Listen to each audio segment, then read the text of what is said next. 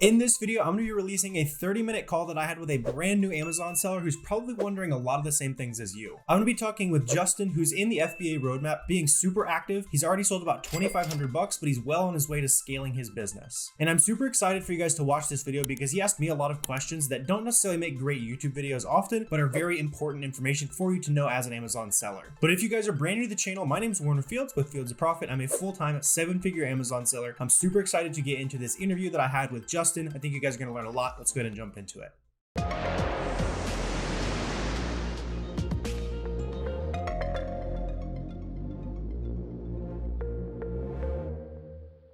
All right, so I am here with Justin. Like I was just talking about, guys, we've got a super cool video for you guys. We're going to be talking with Justin, who's just getting started on Amazon. He's going to be asking a lot of the same questions you guys are probably wondering. So Justin, if you just want to kind of briefly introduce yourself, maybe let us know how you got into Amazon, where your sales are looking like right now. Let's kind of go from there. All right, thanks, Warner. I really appreciate you having me today. So I've been doing this for 6 months now. Really, it was last November. I really started looking into some side hustles because, I work full time and I just kind of wanted to start doing something else. I don't want to be in that daily grind the rest of my life. So started looking into some side hustles and kind of got introduced to Amazon FBA. So I was a little shy at first. So I just started watching a lot of videos, doing a lot of research. And eventually, I found my first product. It was a little toy on Kohl's.com, and I was like, well, this looks like a good item, and I bought it, got it sent into Amazon, and just sat there and waited for it to sell. And it took a really long time to sell. I couldn't really understand why. And then I decided to buy another product at the same time, and that one just like sold out immediately. So I was like, okay, what did I do wrong here? Like, what's going on? And then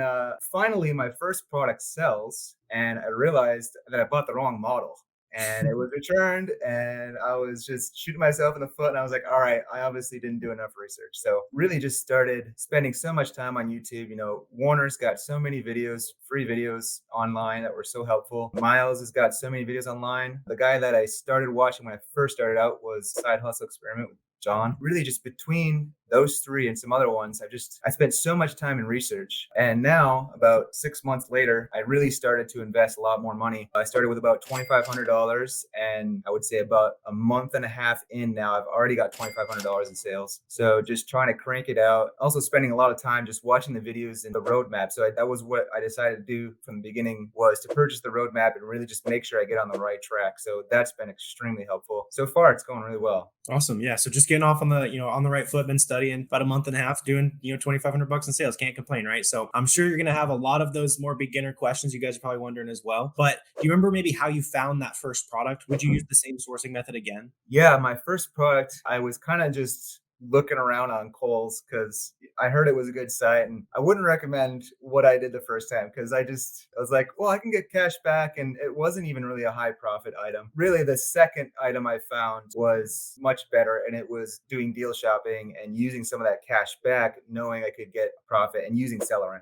Awesome. Yeah. So doing a little bit of like manual sourcing, just kind of going into sales. Like, yeah, that's awesome. That's interesting. Most people tell me it's reverse sourcing. So you're going straight to the source there, doing some manual sourcing. Yeah. So has there been any certain categories that you're sticking to, anything like that, or are you just selling anything right now? At this point, about half my product is apparel, and that's only because I live in an apparel tax-free state. So I get that little bit of extra, and it's really helping me get a lot of sales. So Yeah, that's massive. For those of you guys who do have those advantages, take advantage of that. Do some merchant fulfillment, which I think we might be getting into here in a little bit. But that's awesome being able to grow to this point. From here, I kind of want to maybe have, that flip the interview on you, right? You had some questions about selling on Amazon. So let's just go ahead and jump into it. Basically, we're gonna just be doing a little coaching call here. You guys kind of get a bird's eye view on it. So what's kind of holding you back right now?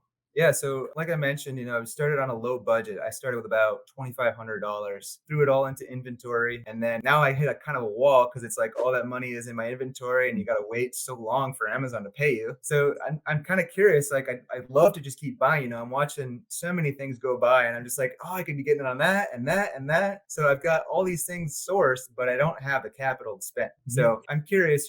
How would you increase your capital as you started out? Did you rely on business loans? Did you utilize credit cards, or did you take some other sort of approach, or kind of a both and thing? For sure. Yeah. I mean, first of all, it's awesome that, right, not too far into your journey, you're already running into capital issues. Usually it takes a lot longer to, I'm trying to find products, but clearly that's been easy part for you. So now finding money is, sometimes you could say it's the harder part. Not everybody wants to find, X product from Walmart and flip it on Amazon. Everybody wants more money for their business, right? So it's a little bit harder. The few things I would say are, especially as you are able to grow more and more, you can leverage stuff like 0% APR cards, like longer payback period credit cards. I wouldn't quite recommend that for you yet since you are so new. Maybe down the line, definitely take advantage of that. Some big sellers are definitely doing that. Honestly, for me early on, I didn't take any outside capital. I didn't want that risk, at least for myself. You do have the option of, like a private bank loan. You're going to have a hard time getting that. I would say the best case you have is waiting for an Amazon loan to roll in, because you're going to get 6 to 12 month periods on that. It's going to be usually pretty competitive rates, and it's going to be way more than anyone else is going to offer you. But at this point, like, focus on making your money move faster, especially at the beginning. Like, you're going to still make some beginner mistakes. And so you want to be making beginner mistakes with your own money, right? You don't want to be losing,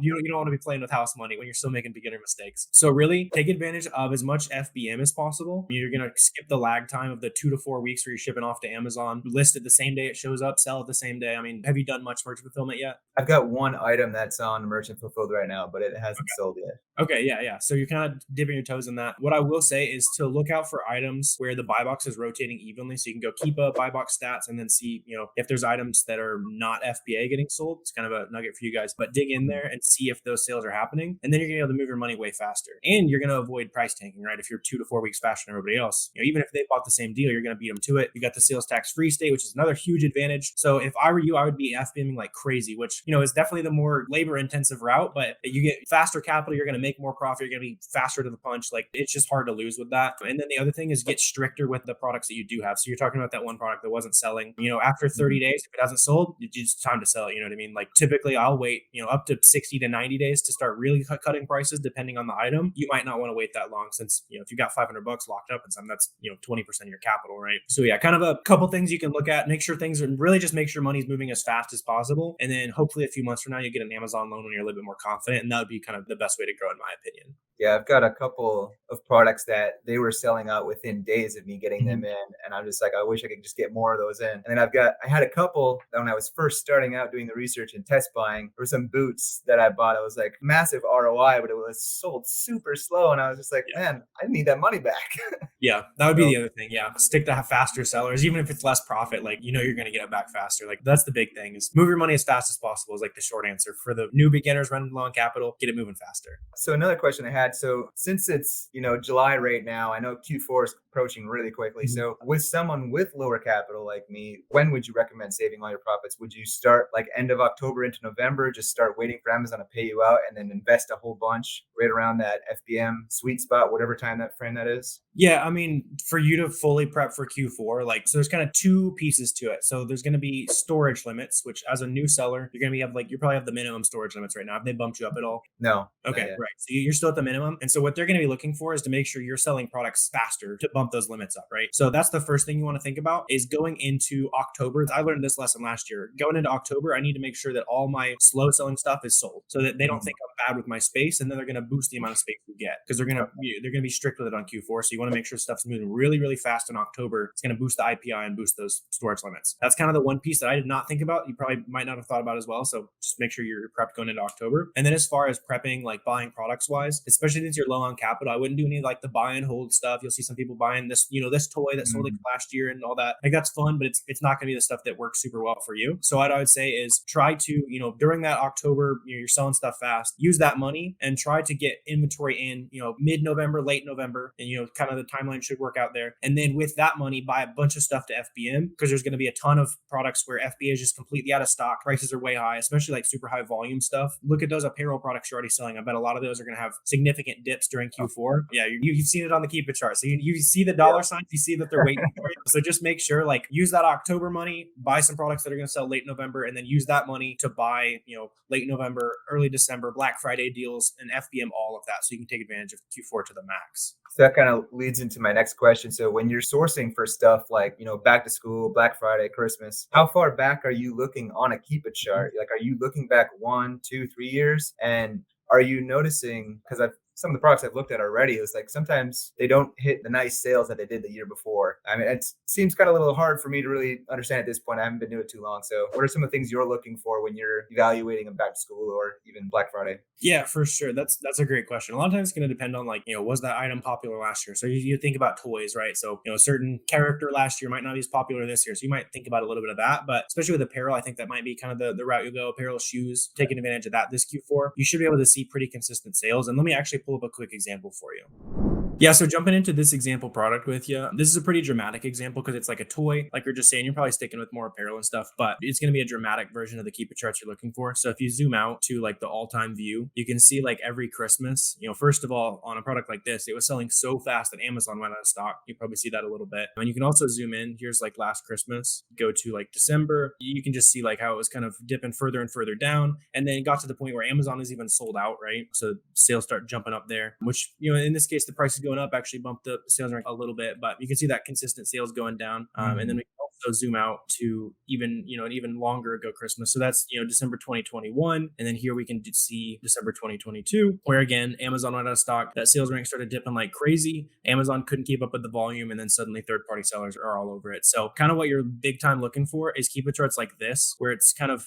up in decent sales ranks and it starts dipping lower and lower as we get closer to Q4. Like I said, prices jump back up because the price went up. But if you see an item with way more consistency in pricing, you'll see that sales rank continue to dip further and further down and then probably jump back up. You also see this on a lot of, we can even just look up an example here, like a Nike backpack. You'll see the same kind of pattern except for back to school. Yeah, so as we're looking at this one right here, like you can even see it already. June 16th, it was like a 30K sales rank. We're going into peak season and now it's a 2K sales rank. You'll see that same thing on a lot of very Christmas centric items. Did the exact same thing last year. So to answer the second part of your question, like look as far back as you possibly can. The more years of, record that it's doing the same thing over and over again, the better you kind of are off. And also pay attention to, how new sellers are doing compared to in the past. So, like right here, we've got, hundreds sellers. It was like one of the easiest Nike backpacks to find, right? So the price might not go as high as it did last year because it was, a little bit easier to find. But, with sales rank like this, I'm sure there's people going to be making a ton of money. But that's kind of what you're looking out for is, compared to how many sellers were on it last year and compared to how much the prices were dipping during that, very seasonal period, do I think the price is going to go back up to where it was last time? I mean, typically, like if I see this, I wouldn't expect the price to go up, that same price point, but I bet you'll still be able to sell this, in this range, like the $50 to $60 range where it jumps, last year it jumped like 70, that kind of thing. This probably go for like 50 to 60, depending on how popular this model ends up being this year. So that brings up a question I had about SellerAmp. You've got the estimated sales on the side there. How quickly does that update in comparison to how fast the sales rank is dropping in Keep It? Because I've been doing a lot of back to school stuff recently, and some of the stuff I'm sending in and it's selling out in a day or two. And even though the estimated sales, it's like, well, it wouldn't even be near that much if I was, and obviously I'm sharing the buy box with other people. So yeah, that's awesome. So the estimated sales on SaaS is based on like a rolling average of sales rank. So it's definitely going to underestimate things that are going into seasonality and vice versa. So as we're leaving back to school, it's probably going to overestimate the number of sales on, a backpack product or something. What I would say to get really into the weeds there is if you go variations or even check like the offers tab, you can see the rate at which, there's new ratings being added to the listing. So like if we zoom out a little bit, we can see, go like all time right there around like August, July, the rate at which reviews were increasing went way up kind of there at the end, like kind of went exponential. So you can kind of figure, based on that, based on this period of growth versus this, I would say this is growing, I don't know, 50%, maybe even twice as fast as back here. That's probably roughly how much faster it's going to be selling. So,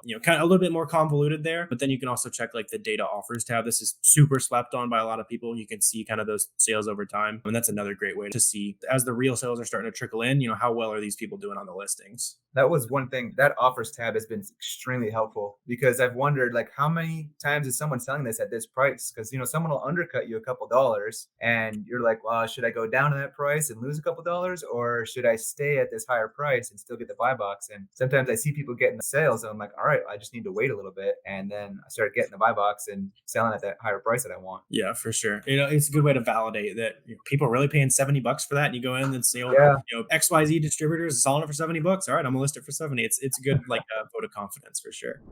So I should be kind of doubling up on some of those items, even if they show like 1,000 a month. It may actually be 2,000 or 3,000 a month because it's a seasonal item. Yeah, if you see that line continue to go down, and then the other thing to think about is remember how big the season is. So like if you're buying for back to school right now, you probably don't have time to send it into FBA. Price is going to be going back down by then. So taking advantage of those limited time frame windows, take advantage of that FBM you've got. You'll make a bunch of money on it. Speaking of shorter time frame, so I did just send in some back to school stuff, but I was sending in like super high quantities of stuff. So will that stay at one fulfillment center if it's above a certain quantity, or will they always spread it out? They'll pretty much always spread it out. If you go to shipments and then like click on the shipment and see the information, usually it'll say like, in one of the steps it's saying, hey, we're splitting it across all these fulfillment centers. And if you send a bunch of inventory in, it might be in 10 to 20 fulfillment centers. It's probably already being split apart and in different FCs, and you probably didn't even notice it, which is a good thing though, because the more you send, like the more for different locations in the country you get. Because if you only sent one unit in and it's in New York, you're not getting the prime sale to California. But if you've got stuff in 20 warehouses, you can get primed anywhere in the country. So I've noticed sometimes as my part is getting sent in that it's selling. Like even sometimes when I've raised the price on it, like why on earth would you pay this? And then all of a sudden it like gets an order. Sometimes I've seen those get canceled, obviously, because the people aren't going to wait for it. But there's other times where it's just sat there for days and days, and I'm just like, how is this going to be fulfilled if it's still getting transferred? Yeah, they can still buy those. Those are on back order. Typically, people won't buy them because there's usually a faster order. But if you're making sales on that, it's probably because it was a really fast seller and you happen to be the fastest to the customer, even though you were still in transfer. There's probably just a bunch of other people in transfer or low trustworthy sellers, that kind of thing. Yeah, because I've noticed in SellerAmp, when you're looking at the names on the side, like it'll show that they have inventory, even if it's still in an FC transfer or something. Yeah. I mean, you want to be aware that, hey, that guy's got 100 units. Even if it's not there yet, it will be when I'm stocked in. But yeah, those guys aren't always as competitive as they might look just based on pricing. Yeah, that makes sense. See another question I had here.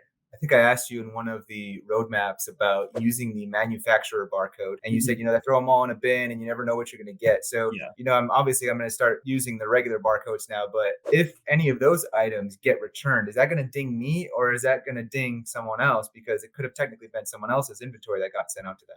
Yeah, honestly, I'm not exactly sure what happens if you get returned commingled and it's like something's gone wrong with it. Like I said, I would never recommend doing commingled inventory. That's where you're using the UPC because there's no way to distinguish whose product. Yeah, I'd have to dig into more of that, but really just for you and everybody else, don't commingle your inventory. Don't worry about that kind of stuff. You'll end up mixing your products with somebody who's sending in fake products, or they damaged it on the way in. They're probably not taking as good a care of your inventory. So I would just always avoid commingling. I'd have to dig a little bit deeper on that.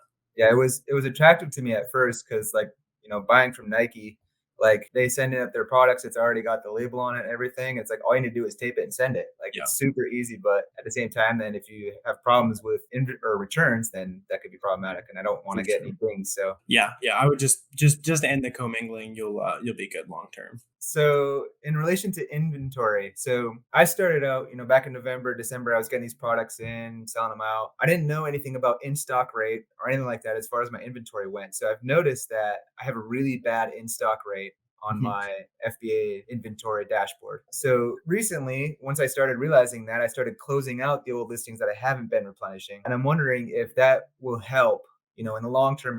Should you be closing inventories as soon as you sell out of it? And I guess the only way to improve that is just keep buying inventory. Right. Deleting listings is still kind of a debate in the space. So what I do is I only delete the listings that I am worried about future IP for, or I'm not going to sell again. If you do want to sell the listings, I've heard conflicting reports on whether it actually boosts the in-stock rate for you. If you do want to delete the listings, I would say just wait a month after the last sale. Otherwise, if it returns, you're not going to have a listing for it. It's going to go to stranded. You have to make a new listing. So if you do want to delete listings, just wait until it's out of that return period. The other side of that is, as far as in-stock rate goes, you don't need to worry about it a ton, except for the fact that it will help you with buy box rotation. So if you're able to stay in stock on a listing longer and you plan to be selling it over and over again, then jack up the price for the last unit, that kind of thing. So you technically stay in stock. Like that's something you can do to keep hogging buy box. It's not usually the biggest deal to boost IPI, which is probably where you're seeing that, where it's in stock rate, all that kind of stuff. Typically, increasing your sell through rate has been way more efficient than just like closing listings in terms of boosting IPI if that becomes an issue. So, and is there a difference then between closing a listing versus deleting it as far as how it affects your scores? I would assume the difference is closing it for you or deleting the whole listing, but we don't have the privileges to delete the whole listing since we didn't make it. So I think it's going to do the same thing on the back end. Oh, yeah, I see what you're saying now. Yeah, because I've got some things where I didn't realize how fast it was going to sell. Like I got the buy box rotation, it just like stayed on me for some reason. And I sold out of stuff like super fast. And I was like, well, I should close it so that I don't get dinged for being out of stock because I plan to replenish them, but it's going to be a while since I've got that low capital. Right. Yeah, I wouldn't, like I was saying, keep your money moving faster. It's not really going to be an issue for in-stock rate. Just keep products moving, keep money moving. That's really the big things for you right now. Okay. Yeah. So that kind of tied into my next question here is that, many of the products that I've been sending in, I'm hitting that buy box really quickly, selling through it really quickly, but some of them are not getting the buy box, even though they are competitively priced. But if I look at some of the competitor, the buy box competition, like it's not like super hogged by one person, it's bouncing around a bit. So I'm wondering, is it my FBA score that is preventing me from getting it? Or do I need to go lower? Or what's kind of holding me back from getting some of those buy boxes? Yeah, since you're a brand new seller, you might get bullied around a little bit more. Like, do those sellers have like thousands of positive feedback? I haven't fully checked, I guess. That's probably what's going on there. Just as a new seller, you're not going to be able to get the buy box in the same way as a more seasoned seller. So if you really start running into that, just maybe get a little bit more aggressive with like your repricer rule on there until you start claiming buy box. Then Amazon, once you get a few sales, they know it goes well, then they'll typically start giving you even rotation. But if you have any issues there, like that still happens to us. We buy products, buy box just doesn't rotate for whatever reason. So we throw, like a 5% coupon on it, or just, put a more aggressive repricer rule. And then once we make those first couple sales, you typically don't have to get as aggressive with it. But yeah, as long as you're checking buy box stats and all that kind of stuff, like there's only so much you can do. And then, pricing is kind of the biggest thing you can do to kind of give it a jump start almost. So now, when you say how long you've been a seller, is that your account in general or just your time on that listing, or were both of those factors? A little bit of both. I'm going to assume when you go in, it's going to, on like inventory view, it says buy box eligible. It could be, okay, cool. So some of that, like if you're a brand new seller, it can take you, a few sales or something to become buy box eligible if that's happening to you guys at home. But yeah, as far as that goes, like it's weird. Sometimes like if the exclusive distributor is on it, a brand's on it, like that's kind of stuff to look out for. But occasionally that kind of stuff's going to happen. That makes sense. Now, I heard you say, sometimes throwing a coupon on it or something. I've seen that where you can add a sale price in there. Does utilizing a flat price versus adding a sale price make any difference on whether or not you're going to get a rotation, even if it ends up being the same price? 'Cause I've seen some people, like you see a whole listing where like everyone's doing 15% off and Right. it's all Yeah. the same price. Yeah. You'll see that a lot. I've had success, like if you're talking about that case where you're just not getting buy box for whatever reason, I've had success throwing a coupon on it versus just lowering price, because people are going to follow you lowering price typically. But if you throw a coupon on it, sometimes like repricers typically won't see it. So you throw a coupon on it, you might have the cheapest sales. Plus, it's just human psychology. Like if you see the Yeah. $20 with a 10% coupon or $18, like something Look about how much I'm psychology, saving. you're going to buy you're going to even say same price, you're going to click the little button and get your coupon, right? Like it's Yeah. psychology a little bit. Yeah, I mean, I do that myself sometimes. It's like, well, look how Yeah. much I'm saving. Like, why Yeah. wouldn't I do this? Man, I've really worked through most of my questions here because you're so fast at answering them. No, you're good. We've been going for like 30 minutes, so that's like a good length. Was there anything else you thought of as we're talking? I know you might not run into this as much because you've been doing this for so long, but one of the things that I've been noticing a lot comes from Ungating is I've been getting a lot of responses where Amazon is starting to ask for the distributor's provider and like their invoices. Like, what's going on with that? Is that just some new thing that's going on, or is that just certain analysts taking things a different way? Because I know sometimes it's like you send something in and you get it approved in like 10 minutes. Yeah, that's interesting. I've heard of them asking to go higher for distributor on like authenticity and stuff. That makes sense. They're getting really, really picky with you on gating then. Since you're a new account, I don't think you'll run into that long term. But like if they're getting that picky with you, they want your distributor's invoice. Like I would just open a new case in that case, get a new wrap, that kind of thing, like you're talking about. If you can get the distributor's invoice, then go for it. But you're probably just gonna be buying from like Walmart. Even if it is a wholesaler, like you probably placed a small order. Why would they give you their distributor's name? Like it's kind of a weird ask on Amazon's end. Like they know how unrealistic that is. So I would just be opening another case. Like, yeah, like they shouldn't be asking you for that. Yeah, I've gotten ungated in like Nike and Adidas Originals, but it's like I can't get ungated in Adidas because I've submitted like 20 of them. They've rejected them all and they give a different excuse every time. It's like, come on, just give me that one analyst that'll just get me through. Right. Yeah. I think they're getting a little bit stricter with it. Like we've been getting more and more denials, but it's still going through. And for those of you guys who don't want to get ungated at all, like literally just use an invoice from wherever you're buying it. So like, Kohl's is how a lot of people got Nike. As long as your billing address is what's on your Amazon account, you should just be able to submit it. Even if they deny you a couple times, just keep submitting. And for most people, that's working, but occasionally you run into roadblocks like Justin's hitting here. And yeah, unfortunately, I would just say keep opening a case. Like it's weird that I've literally never heard of them asking for a distributor on an ungate like that. But yeah, I mean, if you keep running into that, just let me know. Like I can look into it for you. Yeah, I think one last question that I thought of was what date range are you looking at to really start hitting the FBM for Q4, like Christmas time? Yeah, I think if you had tons of capital, you can start stocking up in, beginning of November. Like we were talking about earlier, I think it's going to be a really good game plan for you to, make those October sales, turn that into late November sales, and then roll that money into Black Friday sales. And that's going to be the cheapest prices. That's the other, big part of it. Like you can start stocking up in November, but especially if you're going to be doing apparel, that kind of stuff, all the best sales is going to be Black Friday. So then you're just going to be getting beat on price if you're not purchasing during that. Really just start stockpiling money in during Black Friday. And then as soon as that stuff comes in, start listing it. Like every day you're listing products as they roll in so you can get it up to FBM as fast as possible. Yeah, because at that point, it's too late to be FBAing stuff. Yeah. If you can't buy Black Friday and FBA it. We did a little bit last year, but most of it ended up selling like right around Christmas and after Christmas. Like it's not reliable. You can get some sales that way, but yeah, if you need it to be gone, then FBM. And there's just way more opportunity at FBM during Q4. One thing I noticed last year, because I was starting the research in November, December last year, I noticed that a lot of companies started doing discounted gift cards at the end of the year. Like Adidas, you can get like $100 gift card for, it was like $75 or something like that. And I was like, that's an immediate huge 25% off. So would you recommend stacking up on very specific gift cards? Because I know when you start using gift cards on some of these companies, that you then lose like Rakuten cashback and some of the other cashback sites that don't allow you to use gift cards to check out. Yeah, I mean, as long as you're buying those gift cards from like legit sites, like you're saying, Adidas was running that deal. Like, yeah, absolutely take advantage of that. And you know, even if you might not have a ton of capital to spend on it, but you know, you've been sourcing that site for months, and you know you're confident you're gonna be able to find some stuff, like for sure. And I wouldn't worry about the cash back, especially if it's 25%. Like, just kind of weigh it out. So you know, if it's 10% cash back, it's 8% gift card. Obviously, you want the cash back; it's easier. But in that case, like you definitely go for the gift card. And we've made a lot of money just buying discounted gift cards. There's a lot of opportunity there. Well, any last ideas for what kind of tips you can give me? Yeah, for sure. And really, this goes for any of you guys watching this video, right? So Justin's at $2,500 a month or in sales. A lot of you guys are probably in that same, you know, few $1,000s. You're just getting started. And the biggest thing I'd say is just keep it super simple. Like you'll see it all in the Discord. You'll see everybody, you know, especially in the roadmap. You've got access to all that like super fancy content. You know, tunnel vision on the easy stuff for now, like low hanging fruit, right? So you're just going, you know, SellerAmp, Keeper, reverse sourcing. You know, go into those big popular sales, digging through stuff that has a lot of products listed on it, not the ones that has 20 products that everybody's going to look at, right? So if you think the sales of 4,000 items on sale, just digging through that. Keep it as simple as possible, right? Don't get, no, I need this tool and this tool and this tool. Like that's the big thing that I think slows a lot of people down. Like, you know, oh, I want the virtual assistant. I'm on month 2. Like, you know, keep it simple, learn the basics, like master Keepa as fast as possible as well, right? Something I would assume you've been doing is buying wide instead of a couple different things. That's going to teach you a bunch of early lessons as well. So instead of buying 100 of this, buy, you know, 5 units of these 20 products. Harder to source for sure, but you're going to learn 20 different lessons. You're probably going to lose money on a bunch of those. A little bit better than losing money on 100 units of something, right? So that's a few things there. You know, keep it simple, test order, and then as soon as you start feeling confident in those orders, and like you're saying, I'm buying it and selling out super fast. I know what to look for in the Keepa. Bump up those orders. That's the biggest thing that takes people from, you know, the 10K a month that you'll probably be at in a month or two. I'd have to guess. That's the biggest thing it takes you from there to getting to 30, 50, 100K a month, is just having the confidence to skip the 5-unit first buy. It's like, oh, I know what to look for in data. I know what to look for in variations. I've looked at a bunch of Keepa charts before, so I know I'm going to buy 500 and it's going to go well. But you know, you're probably not at that confidence yet. A lot of you guys watching are probably not at that confidence yet. So you need to go get the reps, keep it simple, buy as many things as possible to build that confidence. You'll be making a bunch of money.